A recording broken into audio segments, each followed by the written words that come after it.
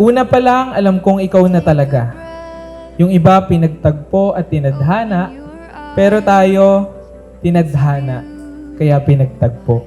Lagi kitang tinititigan pero hanggang ngayon, namamangha pa din ako sa ginagawa ng Diyos at gagawin pa sa buhay natin since day one hanggang ngayon. Kung masaya ka na ngayon, papapasayahin pa kita. Do you see what I see? Pag ang mag-asawa ay itinatag nila ang kanilang pagsasama sa panuntunan ng Diyos at ng salita ng Panginoon, magiging napakabuti at magtatagumpay ito sa kahit anong hamon ng buhay na pagdadaanan nila bilang mag-asawa. This whole big world is ours. Para sa akin, si Karen, napakabuting tao niya.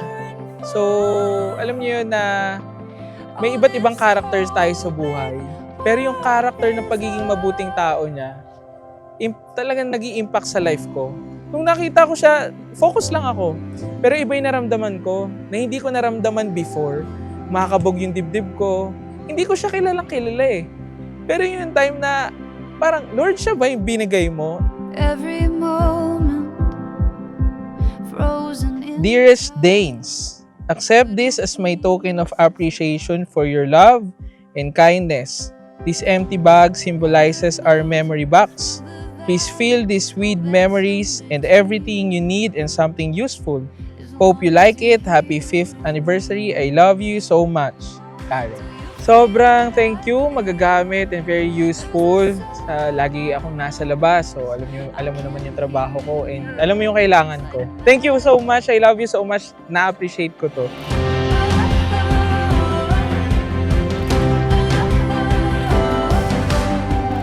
Today, surrounded by all of our loved ones, I chose you to be my husband. I am proud to be your wife and to join my life with yours. I love you and I thank the Lord for the love that has bound our hearts and live together in the spiritual fellowship of marriage. this whole big world is ours. This whole big world is ours. Wander near and far. Oh, this whole big world is ours. Dumating siya sa buhay ko, nag-start siya 2015, naging magkagrupo kami sa isang youth camp sa aming church. Naging magkagrupo kami. Ilang years, lagi ako leader.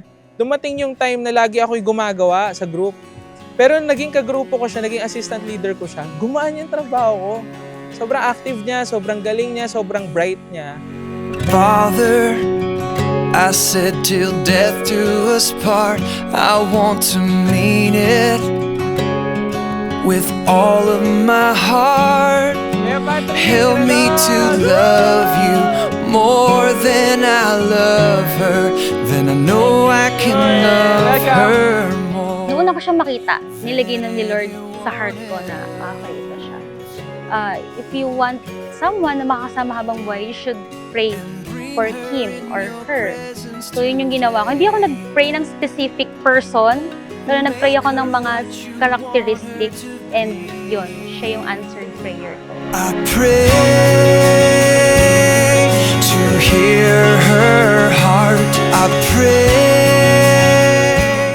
she'll love Mary! to cherish and serve her, and will bring you glory today.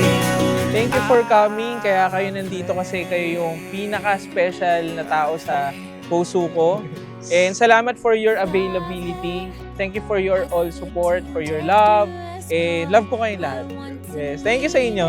Thank you, thank you, thank you, thank you. With all of my heart, help me to love you more than I love him.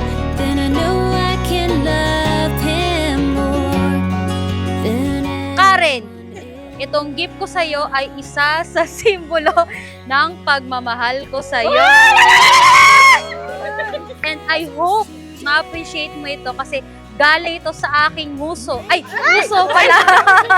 Lagi mo itong dalhin saan ka man magpunta para lagi mo akong maalala. Baka kompas to. Kompas to, no? Mahal na mahal kita. And marami pa akong bibigay na gift sa'yo. Pero ang mapapangako ko ay ireregalo ko sa'yo yung faithfulness sa pag-ibig ko sa'yo.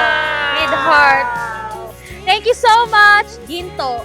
Ginto. Ginto mula sa muso. Muso.